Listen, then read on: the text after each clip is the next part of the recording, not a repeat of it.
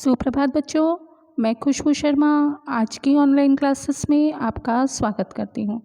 बच्चों, आज हम पढ़ने वाले हैं विषय हिंदी, कक्षा 9वीं का पाठ 9 साखियाँ एवं सबूत।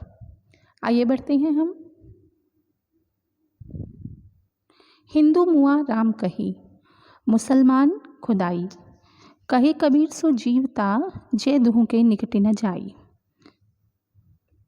कठिन शब्दों के अर्थ देख लेते हैं बच्चों। मुआ अर्थात मर गया, खुदाई अर्थात खुदा, जीवता जीता है, दुहु अर्थात दोनों। निकटी का अर्थ होता है बच्चों नज़दीक, जाई का अर्थ होता है जाना, जाता है। तो यहाँ पर हमारे कबीरदास जी निराकार ब्रह्म की उपासना की हमें सीख देते हुए कह रहे हैं कि हिंदू जो होते हैं वो राम का जाप करते हुए तथा मुसलमान खुदा की बंदगी करते हुए मर मिटे। और आने वाली पीढ़ियों के लिए भी क्या किया बच्चों, उन्होंने इसी कट्टरता को, धर्म के इस भेद को छोड़कर वो चले गए। वास्तव में कहे कबीर सो जीवता, जे दिहु के निकट न जाई। वास्तव में राम और खुदा तो एक ही हैं। कवि के अनुसार जो राम और खुदा के चक्कर में नहीं पड़ता और केवल ईश्वर की भक्ति की ओर ध्यान देता है, वही सच्चे रूप में आज जीवित है और वही सच्चा ज्ञानी है। अर्थात हमें धर्म के आधार पर किसी भी तरह का भेदभाव नहीं करना है, क्योंकि ईश्वर तो एक है और यही हमें सीखना है। और इसके आधार पर, ईश्वर के आधार पर हमें किसी तरह की कट्टरता, भेदभाव को नहीं लाना है। और जो इस बात को समझ लेता है वही सच्चे अर्थ में सच्चा ज्ञानी और ईश्वर का प्रेमी कहलाता है।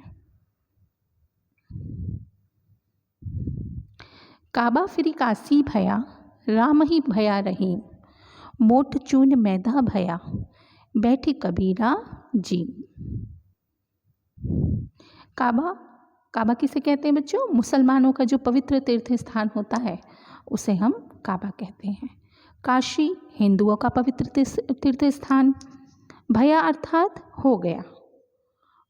मोट चून अर्थात मोटा आटा, चून का अर्थ होता है बच्चों आटा।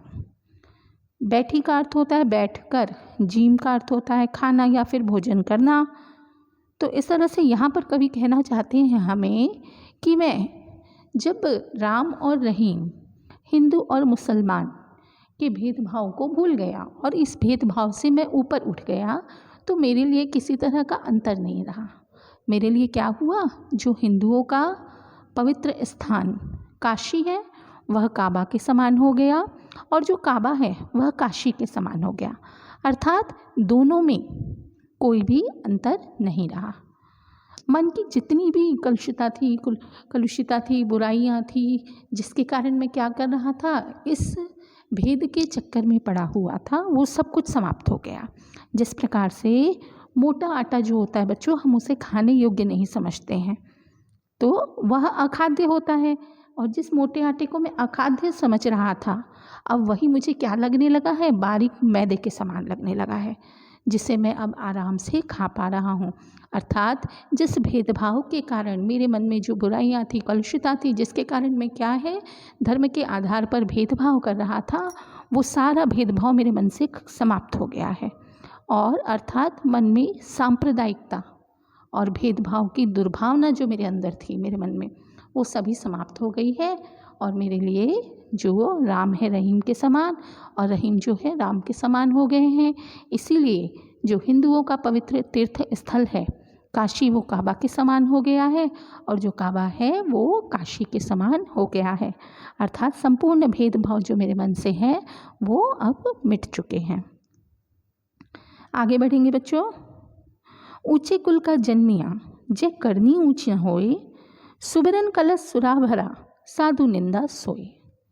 कठिन शब्दों के अर्थ देखते हैं। ऊंचे कुल अर्थात बच्चों होता है उच्च कुल में जन्म लेना, अच्छा खानदान। जन्मिया मतलब जन्म लेकर। करनी अर्थात कर्म हमारे। सुबरन का अर्थ होता है बच्चों स्वर्ण, सोना। कलश का अर्थ होता है घड़ा। सुरा का अर्थ होता है शराब, मदिरा। निंदा का अर्थ होता है बुराई और सोई का अर्थ होता है बच्चों उसकी। तो यहाँ पर इस दोहे में बच्चों हमारे कबीरदास जी जो है वो कर्मों को महत्व देते हैं और कर्म के महत्व को बता रहे हैं और कह रहे हैं कि व्यक्ति का जो आधार है वो कर्म है, ना कि उसका जन्म।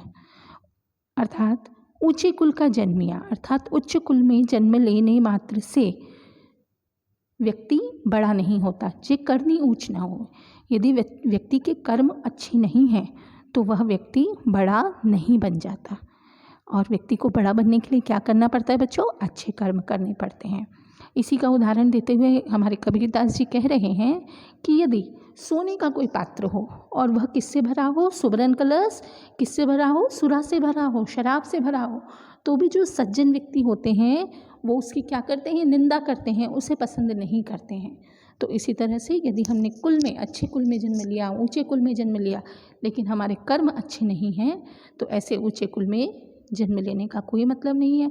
व्यक्ति का आधार जो होता है बच्चों वो उसके कर्म होते हैं, न कि उसके जन्म का स्थान और कुल होते हैं। आगे बढ़ेंगे।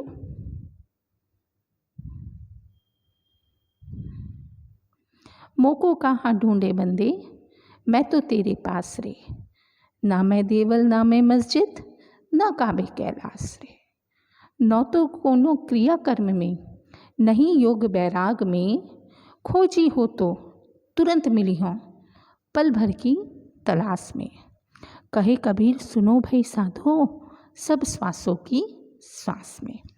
तो यहाँ पर मनुष्य जो जीवन भर ईश्वर को पाने के लिए विभिन्न प्रकार के उपाय करता है, इसके ऊपर यहाँ कबीरदास जी शब्द के माध्यम से, पद के माध्यम से हमें बता रहे हैं।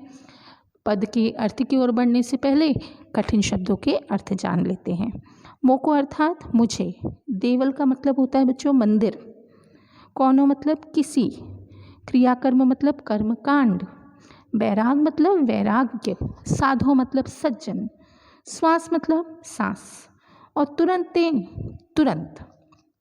तो यहाँ पर कहा जा रहा है बच्चों कि मनुष्य जो है जीवन भर ईश्वर को पाने के लिए विभिन्न प्रकार के प्रयास करता है, नाना तरह की क्रियाएं करता है, पर उसे प्रभु के दर्शन नहीं होते।